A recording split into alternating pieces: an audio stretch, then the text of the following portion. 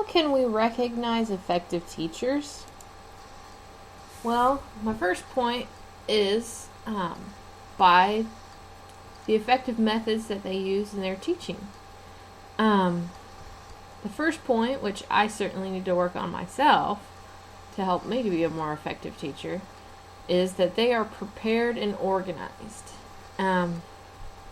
This includes, preparing the lesson for that particular day, but also having a goal in mind, how their lessons tie together in units or curriculum following the objectives that they actually want their students to learn. So they're organized around that. They know where they're going. It's not all haphazard, like, what am I going to teach today? What am I going to have the kids do? They're prepared, both in their lessons and their activities and what their goals are, what their objectives are for their students. And they're organized with their time too. They make the time to do what they need to do, and that I know in my own experience is quite difficult. So if a teacher makes the time and takes the time to be organized, to get prepared, that's one way that they are showing that they are at least trying to be an effective teacher. But it seems in most of the things that we've been studying that effective teachers, this is a very, very basic point that a lot of the others build on. They are enthusiastic about the content and the activities themselves. They're not just spouting off something to their students that, this is just a great thing, you need to learn it, and the students can be like, well, why? What does this matter to me? What do these numbers relate to my life? Say if you're I used to think that about algebra. I'm like, I'm never going to use this in my life. Why do I have to learn this? This is pointless. When am I going to just stop and say, I think I need to use an algebraic equation to help me out here? But it wasn't until I was in college and I actually was taking some elementary and intermediate algebra classes that I had to take because I didn't get the concept when I was in high school, because I didn't see the point of it. And that teacher I had for those two classes, she was very enthusiastic about what she was teaching, even though it was algebra. And she not only explained it, but she also kind of applied it in different ways, such as things that actually made sense. And I know word problems get kind of overrated sometimes, and I used to think, why are we having to figure out this fictional story about somebody that needs to use math, when there's an easier way they could do it. But in some of them it actually made sense, such as, examples of recipes being of different parts, instead of having to go through the whole trying to figure out the fractions thing, just doing a kind of like cross multiplying type of a thing. But I realized that was algebra, and I hadn't known that before, to try to find the unknown part of that recipe. And there were some other things she did, but she was very enthusiastic, and she actually cared about what she was teaching. And she put us in groups sometimes, and I hated that because I like to work by myself. But she liked us to help each other look over our homework before we turned it in, to say, what we thought about such and such problem, or what we thought about these different concepts. And that kind of also helped me get beyond my negativity in my feelings toward math, and actually feel pretty positive about it. And then after I kind of got over that, I was able to actually learn more. And I think the same thing applies to pretty much any subject. If a teacher is enthusiastic about it, the content and what they choose to use for the activities and application of that, when they show that they feel it's meaningful to them and the students are more likely to pick up on that. And take that for themselves. They are creative in their lesson delivery and their motivating practices. Creativity is a huge thing for teachers. For a lot of people I've known as students, people I've known as teachers, everybody does not learn as much from the really, really boring teachers. Now, sometimes there are boring teachers that lecture and show things in just what you would imagine a traditional black and white movie teacher would do. And they'll be like super nice as a person and all that, and they won't be mean or anything, and they'll try to help you out when they can, but their actual lesson delivery is just boring. I mean, even if you try to listen, you're just like, start spacing off, start thinking about, well, what am I going to do about this other class assignment that I'm working on? Or, then you get back and you're like, oh, I have no idea what they just said, because they're just talking. There have been some teachers that I've noticed their creativity in my own experience since the advent of technology helping out in the classroom. They would accompany their talks with PowerPoints and outlines on the board, and that really helped me because I could kind of copy that down while they were talking, and that helped me to remember what they were saying better, more than them just saying it. And I know that's just kind of a glorified lecture, but that helped me out. Also, when they included pictures and videos about what they were talking about, that was very helpful. A history professor I had, she would do that. She would include relevant videos. Sometimes when she was talking about something that she really wanted us to remember and drive it home, she would play a video about it. And some of them would be something that was just funny, like when we were studying like the Cold War. She found the duck and cover commercial on YouTube. All these people were ducking down, like, oh, this hiding under this table is gonna make me not get blown up by the nuclear bomb. But it was just ridiculous now, but it helps you to see the mindset of the people back then, because that was a big deal back then. They didn't want everybody to be going hysterical about it, even though they couldn't really do anything about it. Some other creativity I've noticed in when I've helped in classrooms before, like from my observation, a lot of the elementary teachers in that particular school were all working together in different units, but they were kind of getting their own flavor on it. And the teacher that I was helping, she would do the different units. Like one of them was about apples, and then so they would have, what makes an apple, Johnny Appleseed, apple trees growing, and then all their like math and their grammar and all that would be tied around that. And then they would make crafts that looked like apples, and they would write stories about something that involved an apple. And then after that, a little while later, they did one about spiders, and that was a little closer to Halloween time. But there was they read science books about spiders, they did math based on spiders, they built little craft paper spiders, they wrote stories about what happened to a spider or a different kind of spider. She was very creative in that she really mixed it up with what they would do with what they were studying about. So she not only integrated her curriculum, but she had lots of different activities. So it wasn't just like, well, let's write a paper about this, let's do craft on this. She wasn't predictable like that. She kept it mixed up, and a lot of that, I think, also those teachers would share together, and I think that helped her out a lot, because then if her or one of the other teachers would get stuck, then they could say, oh, well, I did this for this.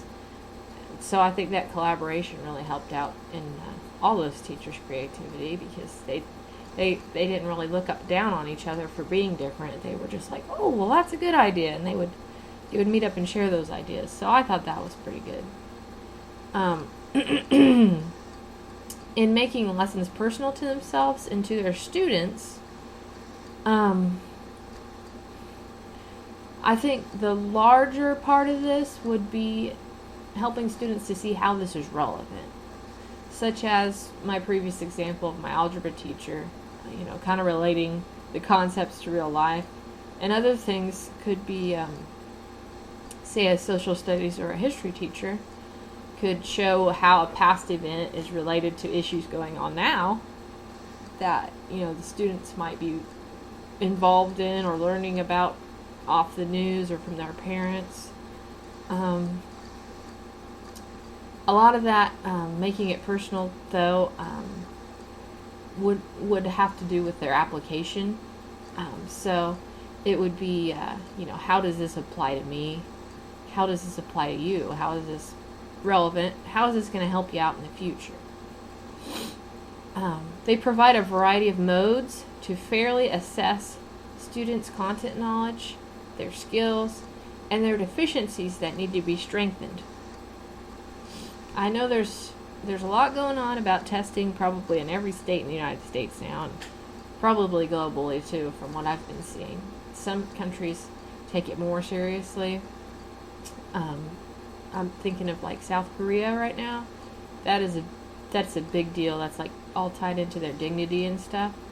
And then some other countries, it's not so much. Now here, a lot of people, they're going, they need to test to, see how good the teachers are doing, how good the students are learning. Like, this test is just going to, if they study all the skills needed for the test, then they're going to be good to go. But through this course, I've actually seen, and I have understood, that testing isn't as negative as all that. It's actually a helpful tool in assessing deficiencies that students have that need to be strengthened. But after you find that out, what needs to be done, that effective teachers do, is they address those deficiencies. They don't just, say, well, that kid's not doing as good, I guess, they're just kind of behind and whatnot. They actually want to get them to progress past that and work with them on that. And one of the ways that I've seen in the material is that many teachers will do a pre-test or before the material is covered to see where everybody is at, where they need to address a little bit more, or they'll do a practice test before they do the actual test to see where their students are, especially the students that are having some trouble getting the concepts, and then they can specifically address the problems that they're having, which I think is an awesome idea, because not only will that help the kid do better on the test, but if the student themselves has more practice at the skill and the application that they're trying to use what they've learned for, they feel better themselves and more confident. So, they'll do better just based off of that, because of their attitude. But I think that would be a way to help them both, to improve academically, but also in their behavior and self-esteem, because they'll feel like, hey, I can do this if I put the work in. I just need the chance. I'm not slow. I don't have something wrong with me. I just need a little more help. I can do it too. And I think effective teachers really take note of that and really help their students out in that way. Other ways to fairly assess, such as English learners or students that have learning disabilities or other disabilities, effective teachers provide ways to fairly assess everybody. And I know there are standardized tests and everything, but there are other ways besides tests to assess a student, such as, there's tests, there's reports, such as reports on what they've been studying, book reports, writing a paper about your own opinion about it and kind of arguing that opinion. That'll show kind of, how much you've learned about that. Or giving an oral report if the student is not as good with their writing, if they can still come up with, in their head what they have learned and give that orally, that might be a good supplement to kind of help them to, you want them to develop their writing, obviously, but that will help them to build their confidence, to know that, hey, I do know this, just because I'm not as good at my writing skills, I do know the material we're studying. And some other things I've seen, such as in the SIOP model, for like English learners, they allow for some adaptation of the work and the assessments to include illustrations, visuals, or to kind of phrase the questions a little bit differently so they're more easily understood. Such as, more of a fill-in-the-blank thing rather than writing out the whole answer. And a lot of times they'll incorporate vocabulary in that as well, which I think is great. But just a variety of modes, so everybody's not having to be assessed the same way. And sometimes teachers will assign like projects, and they'll let them turn them in a different way, such as some students will write a paper, some students might give an oral report, some students might make a movie about their project. A lot of that has to do with, what the student is enthused about, and the teacher is tapping into that, saying, hey, well, you can use this mode to give me your information, to show me that you have learned this. And then the students, since they're engaged in something that, they enjoy, they go for it. So I think that is a good mark of an effective teacher, to provide a variety of modes and not to only make there be one right way. Another point is by the ways in which they're building positive relationships with their students. The biggest point that has been showed through the material, through other books I've read in different courses, is having high expectations of all their students. It's not just having high expectations of the students that you are pretty sure are going to do really well and succeed later in life. It's for all the students. The in the middle students, the students that aren't doing so well, the students with disabilities, and the high achiever students too. Everybody. They have high expectations of all their students. And I thought it was interesting in the resources that were given out, that psychological study that was done that showed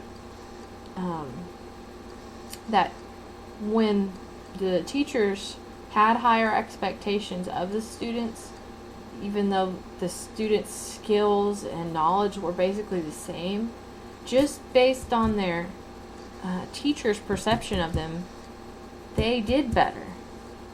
Because, like, subliminally, the teachers were pushing them more, were and giving them more confidence in themselves, really.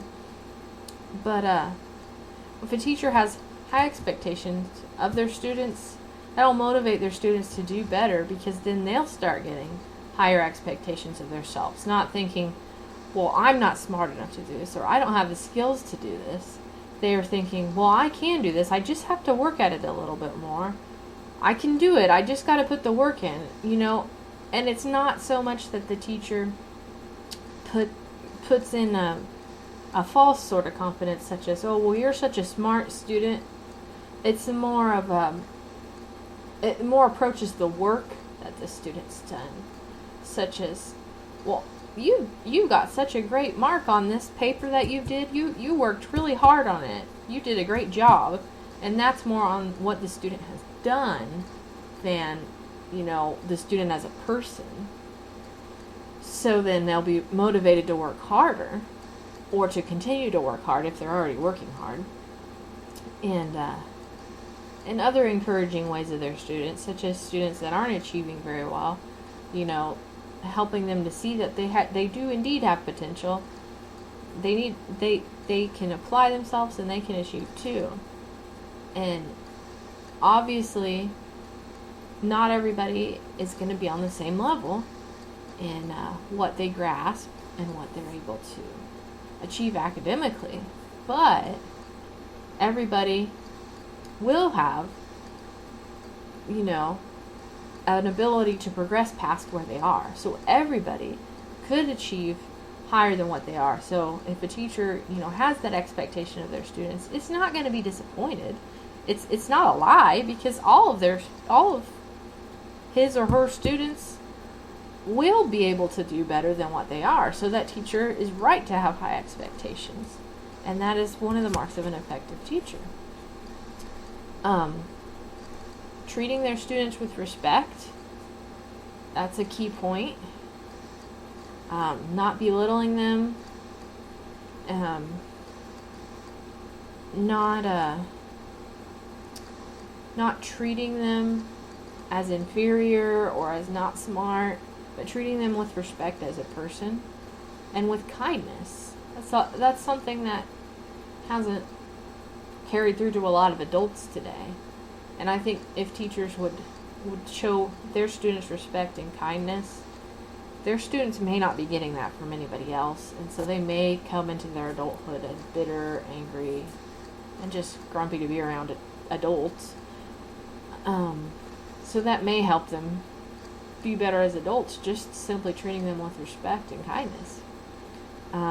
Seeking to understand their students and showing compassion toward them.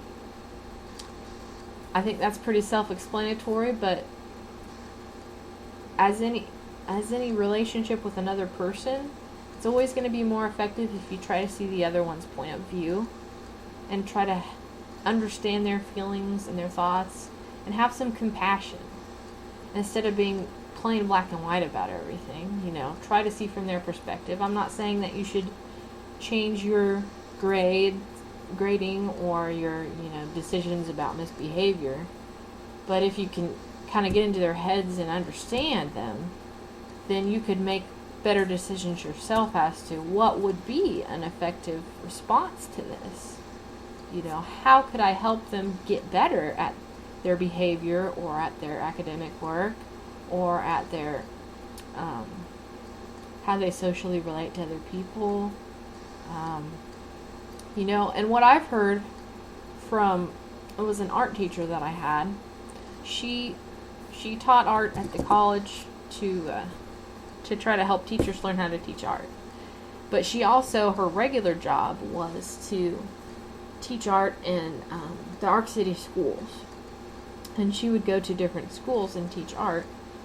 And one of the things that she noticed, because she's been in contact with all different kinds of kids, is that some of the kids that people will label as bad or misbehaving or having behavior problems or issues or whatever, they have issues that they brought from home that don't necessarily have to do with who or what's in the classroom.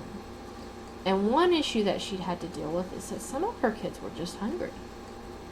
And the regular teacher, I don't know if he or she had noticed it or not, but she gave an example of one particular student was kind of acting up and not paying attention and all this and that, and that student hadn't had any breakfast, and it was like almost afternoon, and I guess the child was just hungry and couldn't concentrate, and so she started carrying around like granola bars and things like that to give to kids, and then some of the other kids were like, why can't I have one? And they're like all jealous acting, and she kind of remedied that by asking, did you have breakfast this morning? And that, the other kid was like, yeah, and he says, well, she's just having her breakfast right now.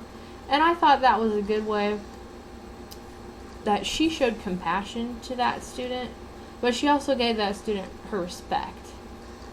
And I'm sure that since she showed that act of kindness toward her student, that student at least paid an effort to cooperate with her in her art class, because she tried to understand her. She made that connection with her. She had compassion on her. even though their home lives were different.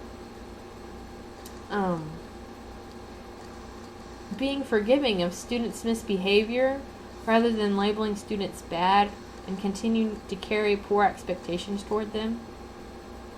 Some of this ties into the previous point, but some teachers will not meaningfully, but kind of, habitually, I guess, kind of think of some students as good and some students as bad, whether or not they've misbehaved that particular day.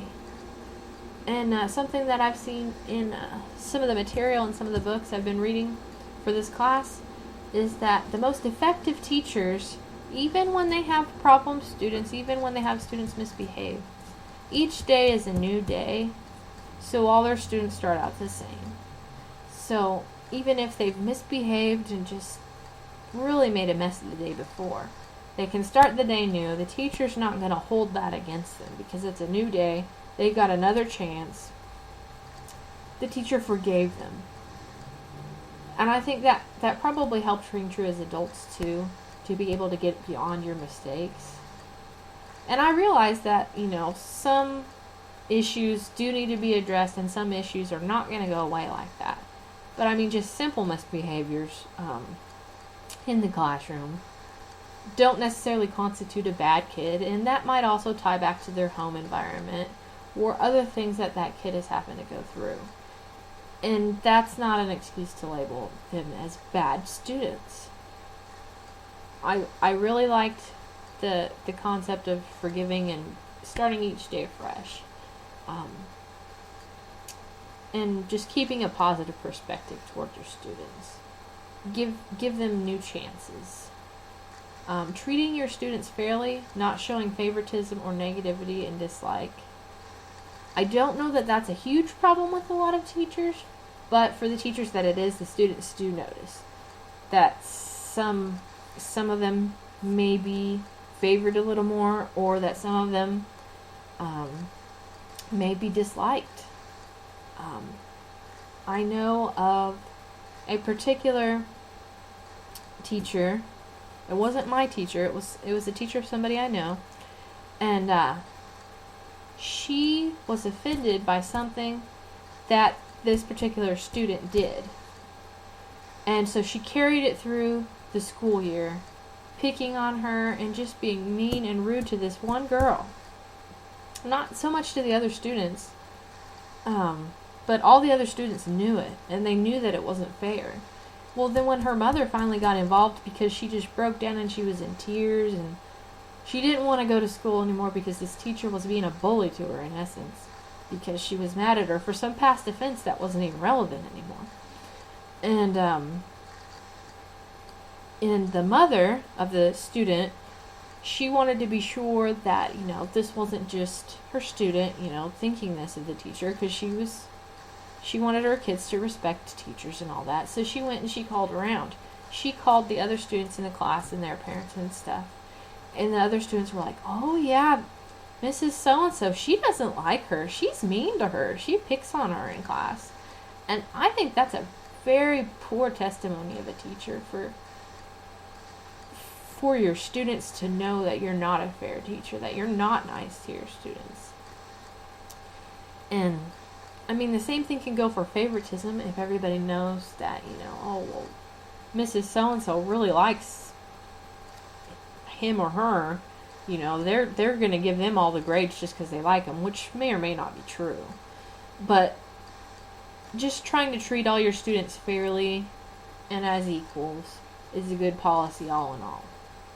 And it's something that effective teachers do, and they get the respect and loyalty of their students for it. Personal character traits. This was discussed pretty in depth in how we've looked at Fort Hayes's and others' treatment of dispositions in teachers, which had a lot to do with their character and their mentality as a person, bringing into their teaching career. A few that I thought were key that were more of a personal decision rather than something that you could learn through school were being willing to admit mistakes and shortcomings. That is good for any relationship or any profession or anything. Everybody should be willing to admit their mistakes and shortcomings. And people will respect you for that. Nobody's going to look down on you for that. They will think worse of you if you think you act like you're right and you never mess up about everything. There was a TED Talk that Candace, one of my classmates, put up of a teacher, and she was discussing how different things that good teachers like to do, and one of them was, good teachers are not afraid to apologize and admit they made mistakes. And she gave an example of before where she had to apologize to her students for teaching a concept wrong. And they were cool with that. And they respected her for admitting to her mistake. Another point is having a positive attitude and outlook. This is another personal point. This is a personal decision. I don't think you're going to be able to take a class that's going to teach this. This is something that you're going to have to decide as a teacher to do, something I'm going to have to decide as a teacher to do. To have a positive attitude as you approach the day, as you approach lessons, as you approach, what's coming ahead, as you think of your students and how they're progressing. You can either think negatively about it, like I'm not getting anywhere, or you can think positive, like, well, we have made some progression. This is better than it could be. Having a sense of humor and fun was one of my favorite things of all the teachers that I've had. My favorite teachers have always been fun teachers. They've always had a sense of humor. Now, some of them, they were still kind of strict. They still had expectations of their students. But they were fun. I think particularly of my statistics teacher. He was a very laid-back guy, but he did give his clear expectations for that class. And he, tried to make jokes about everything. And some of them were just so cheesy. It was just hilarious because they were just almost stupid jokes. But it was funny because he tried to keep a positive atmosphere in that classroom. And I remember getting asked by my mom when I was taking that class, do you think you're going to get all the stuff they're talking about in that class? And I was like, I have no idea. But at least I know I'm going to enjoy the class. Because everybody in that class, there was no negativity in that class. Even if people were struggling with the concept, they could go to him and ask about it, and try to get that cleared up. We worked together in that class. It was just a great class because that teacher set the mood in the class because he was very positive. He was very fun. He was a funny guy. And I hope that a lot of teachers will pick up on that, how much of an effect that humor and just having a sense of fun will have on their students in the classroom.